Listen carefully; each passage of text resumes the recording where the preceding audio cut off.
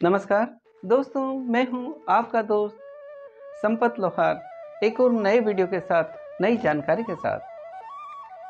मित्रों, यदि अभी तक आपने हमारे चैनल को सब्सक्राइब नहीं किया है तो आज ही हमारे चैनल को सब्सक्राइब करें और बेल आइकन दबाएं ताकि आपके पास हमारे नए नए वीडियो योग और अध्यात्म की, श्रीमद् भागवत गीता की, हमारे मोटिवेशनल लेक्चर और हमारी हास्य कविताएं सबसे पहले पहुंच सके। दोस्तों, आज हम बात करेंगे समुद्र मंथन के बारे में। समुद्र मंथन का नाम तो आपने सुना ही होगा, लेकिन ऐसी बहुत सी जानकारी है जो शायद आज आप पहली बार सुनेंगे। क्या आपने सुना है कि आखिर समुद्र मंथन क्यों किया गया? समुद्र मंथन करने से कौन कौन से रत्न निकले? समुद्र मंथन कैसे किया गया? समुद्र मंथन कहाँ किया गया? ये सारी जानकारी आज हम आपको इस वीडियो में देने की कोशिश करेंगे। आप आखिर तक इस वीडियो को देखें और हमारी इन पौराणिक कथाओं के बारे में जानकारी लेते रहें। मित्रों, समुद्र मंथन का जिक्र आता है विष्णु पुराण में, समुद्र मंथन का जिक्र आता है भागवत पुराण में आता है।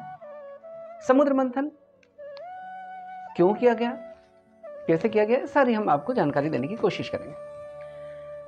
दोस्तों, दुर्वासा ऋषि के श्राप के कारण स्वर्ग की श्री क्षीण होती जा रही थी और देवराज इंद्र और इंद्र की शक्तियां शक्तिहीन हो गए थे और उधर असुरराज बलि, दैत्य असुर उनके राज्य में बढ़ते जा रहे थे, जिसके कारण देवता भी उनसे भयभीत रहने लगे। उधर शक्तिहीन हो गए दुर्वासा ऋषि के श्राप के कारण देवता, और स्वर्ग भी श्रीहीन होता जा रहा था, धन वैभव ऐश्वर्य सारे खत्म होते जा रहे थे और देवता भी असुरों के इस बढ़ते हुए प्रभाव से भयभीत रहने लगे। तब देवराज इंद्र ब्रह्मा जी के साथ श्री हरि विष्णु के पास जाते हैं और अपना सारा वृत्तांत सुनाते हैं। तब श्री हरि मुस्कुराते हुए कहते हैं और एक उपाय बताते हैं कि इस समय आपका संकट काल चल रहा है, इस समय को जैसा भी है स्वीकार करें, लेकिन आप समुद्र मंथन करें। समुद्र मंथन से जो अमृत निकलेगा उसका देवता पान करें और उससे उनको अमृतत्व की प्राप्ति होगी। लेकिन सिर्फ देवता ही ये अमृत समुद्र मंथन नहीं कर सकते, इसलिए देवताओं और असुरों को मिलकर समुद्र मंथन करना है। और समुद्र मंथन के लिए असुर जो भी शर्त रखे उस शर्त को आप स्वीकार कर लें। देवराज इंद्र श्री हरि विष्णु से ये जानकारी लेकर राजा बलि के पास जाते हैं और उन्हें समुद्र मंथन के बारे में बताते हैं और समुद्र मंथन के लिए देवराज इंद्र बलि को तैयार करते हैं। इस तरह से असुर और देवता समुद्र मंथन के लिए तैयार हो जाते हैं। और समुद्र मंथन कैसे किया जाए, इसकी मथनी किसकी बनाई जाए, किसकी नेति बनाई जाए, समुद्र मंथन कहाँ किया जाए, ये सारी बातें। तो मंदराचल पर्वत को मथनी बनाया गया और वासुकी नाग को नेति बनाया गया। और उस जो मथनी है या मंदराचल पर्वत है उसको कहाँ आधार दिया जाए, तो इसके लिए भगवान श्री हरि विष्णु ने स्वयं कच्छप रूप लिया, ताकि कच्छप, जैसा आप जानते हैं, उनकी पीठ बहुत मजबूत होती है। तो भगवान श्री हरि विष्णु ने कच्छप रूप लिया और उनके पीठ का जो आकार था वो करीब 1,00,000 योजन के बराबर था, जिस पर मंदराचल पर्वत को आधार दिया गया, वासुकी नाग की नेति बनाई गई। और समुद्र मंथन के प्रारंभ में श्री हरि विष्णु ने असुरों के मन में असुर शक्ति और देवताओं के मन में देवी शक्ति का भाव प्रकट किया और वासुकी नाग को भी गहरी निद्रा में सुलाकर उसके सारे कष्टों को हार लिया। अब समुद्र मंथन प्रारंभ होता है तो देवता गण वासुकी नाग को मुंह की तरफ से पकड़ते हैं और असुर गण पूंछ की तरफ से। जब असुरों ने यह देखा कि सारे देवता गण वासुकी नाग को मुंह की तरफ से पकड़ रहे, इसका मतलब जरूर उसमें कोई न कोई मतलब होगा। तब असुर में जैसे असुर भाव जागे थे तो उन्होंने सोचा कि हम भी किसी से कम नहीं, हमारी शक्ति भी कोई कम नहीं है, तो वासुकी नाग को हम मुंह की तरफ से हम पकड़ेंगे। और जैसा श्री हरि ने देवताओं को कहा था कि आपको असुरों की सारी शर्तें मान लेनी है समुद्र मंथन के लिए, तो देवता पूंछ की तरफ से पकड़ते हैं और फिर असुर लोग वासुकी नाग को मुंह की तरफ से पकड़ लेते हैं। और इस तरह से दोनों मथनी यानी मंदराचल पर्वत को मथना प्रारंभ करते थे, समुद्र को मथना प्रारंभ करते हैं। समुद्र मंथन से जब देवताओं और असुरों ने समुद्र मंथन प्रारंभ किया तो देवताओं और समुद्र के मंथन के दौरान असुरों और जब देवताओं ने समुद्र मंथन प्रारंभ किया तो समुद्र मंथन के दौरान समुद्र से अलग अलग तरह के रत्न निकले। इस तरह से कुल 14 तरह के रत्न समुद्र से निकले। जो 14 रत्न निकले हैं उनके बारे में पूरी विस्तृत जानकारी हम आपको अलग से एक वीडियो में देंगे कि वो रत्न कहाँ थे, वो रत्न किसने रखे, उस रत्न का क्या मतलब था, और आज के संदर्भ में उन 14 रत्नों को हम कैसे ग्रहण कर सकते हैं या उनका क्या संदर्भ हो सकता है, वो सारी जानकारी आपको हम अलग से वीडियो देने की कोशिश करेंगे। तो समुद्र मंथन जब असुरों और देवताओं ने प्रारंभ किया तो समुद्र से जो 14 रत्न निकले उनमें सबसे पहला जो रत्न निकला वो था कालकूट विष।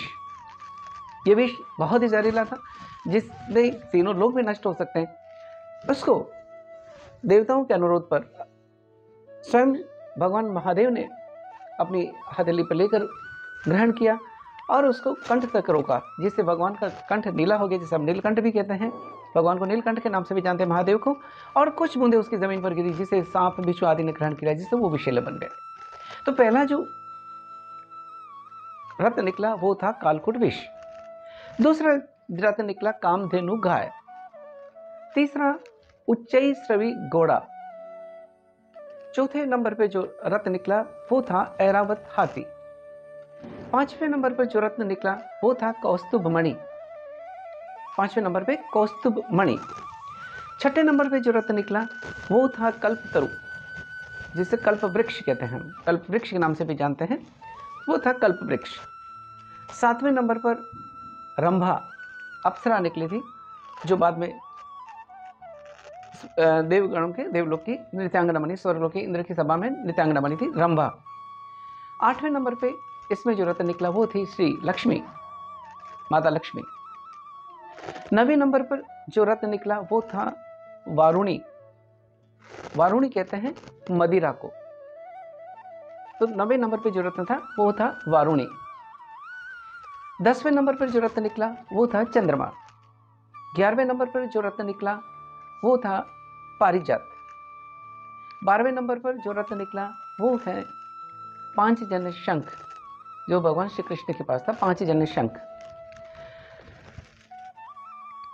और 13वें नंबर पर भगवान धन्वंतरी निकले, चतुर्भुजधारी भगवान धन्वंतरी। और 14वें नंबर पर अमृत कलश, यानी धन्वंतरी अपने हाथों में 14वां रत्न अमृत कलश लेकर प्रकट हुए। इस तरह से 14 रत्न समुद्र से निकले। समुद्र मंथन के दौरान ये 14 तरह के रत्न निकले। अब असुरों ने जैसे ही अमृत कलश देखा तो उन्होंने अमृत कलश झपट लिया और अमृत के लिए आपस में ही लड़ने लगे। असुरों को जब इस तरह से आपस में अमृत के लिए लड़ते हुए देखकर और देवता केवल देखते रहे क्योंकि वो शक्तिहीन थे, तब भगवान श्री हरि विष्णु मोहिनी रूप धारण करते हैं और एक सुंदर स्त्री का रूप लेकर उनके बीच में जाते हैं और कहते हैं कि आप दोनों ऋषि कश्यप के संतान होने के नाते आपस में भाई हैं, देव और असुर। फिर आपस में इस तरह से आपका लड़ना उचित नहीं है। और जब उनका मोहिनी रूप देखते हैं तो असुर लोग मोहित हो जाते हैं। वो उनको एकटक देखते रहते हैं, कामन दृष्टि से देखते रहते हैं। तब और कहने लगे कि हे सुंदरी, क्या तुम अपने इन कर कमलों से हमें अमृत पान कराओगी? तब भगवान जो मोहिनी रूप में थे वो कहने लगे कि मैं तो एक स्वेच्छाचारिणी स्त्री हूं और बुद्धिमान व्यक्ति ऐसी स्त्री का कभी भरोसा नहीं करते। असुर कहते हैं, क्योंकि उनकी असुर बुद्धि या असुर शक्ति जागृत थी, वो कहने लगे कि हम आपके कर कमलों से अमृत पान करना चाहते हैं और जिस तरह से आप वितरण करोगी वो हमें स्वीकार है। तब भगवान श्री हरि जो मोहिनी रूप में थे देवताओं और असुरों के बीच में वितरण करने लगे। सबसे पहले देवताओं की एक अलग पंक्ति बनाई गई और असुरों की एक अलग पंक्ति बनाई गई और उन दोनों के बीच में भगवान मोहिनी रूप में अमृत का कलश अपने हाथ में लेकर अमृत का पान करने लगे। जब भगवान श्री हरि असुरों की तरफ देखते, अपने कटाक्ष से देखते, मोहित हो जाते और दूसरी तरफ देवताओं को अमृत पान कराते रहे। इस तरह से भगवान अपनी मोहिनी रूप से असुरों को मोहित करते रहे अपने कटाक्ष से और देवताओं को अमृत पान कराते रहे। यह देखते हुए एक स्वरभानु नाम का असुर था, जिसने जब यह देखा, ये चाल है कि देवताओं को अमृत पान करा जा रहा है और असुर को नहीं, तो वो देवताओं की पंक्ति में जाकर देवता बनकर बैठ जाता है। और भगवान जब अमृत पान देवताओं को करा रहे होते उसी समय स्वरभानु भी ग्रहण कर लेता है और उसके कंठ तक जैसे ही अमृत पहुंचता है तभी चंद्र और सूर्य कहते हैं कि यह तो स्वरभानु नाम का राक्षस है। तुरंत श्रीहरि अपने सुदर्शन चक्र से उसकी गर्दन से धड़ से अलग कर देते हैं, और जिसके कारण सिर और धड़ अलग हो जाते हैं।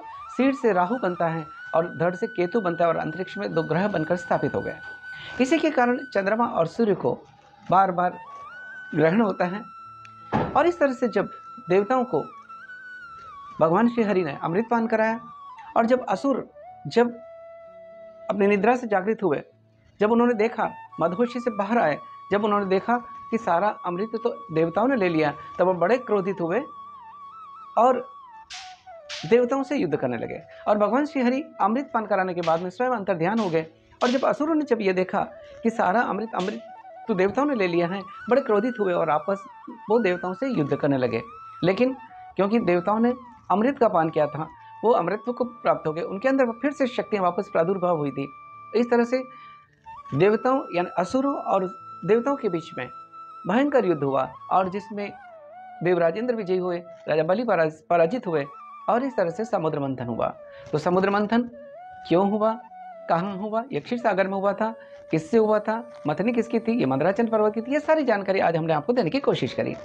अब दोस्तों, जो 14 रत्न निकले हैं, वो रत्न कैसे थे, उनका क्या मतलब था, उसका सारा अलग से आपको जानकारी हम देने की कोशिश करेंगे। आप हमारे चैनल से जुड़े रहें। और इन 14 रत्नों को क्या आज के संदर्भ में कोई मतलब हो सकता है, क्या आप और हम भी समुद्र मंथन का कोई हिस्सा बन सकते हैं, वो सारी जानकारी हम आपको अपने अगले वीडियो में देंगे। आप हमारे चैनल से जुड़े रहें। अगर आपको दोस्तों ये जानकारी अच्छी लगी है तो ज़रूर लाइक, शेयर और कमेंट करें। हम अपनी उन पौराणिक कथाओं के बारे में जानें, हम अपने उन ऋषियों के ज्ञान के बारे में जानें, हम उन परंपराओं के बारे में जानें जो सदियों से चली आ रही है। यही हमारा प्रयोजन रहता है। और इसी के साथ आपके दोस्त संपत लोहार को इजाज़त दीजिए। जय हिंद, जय भारत, जय श्री कृष्ण।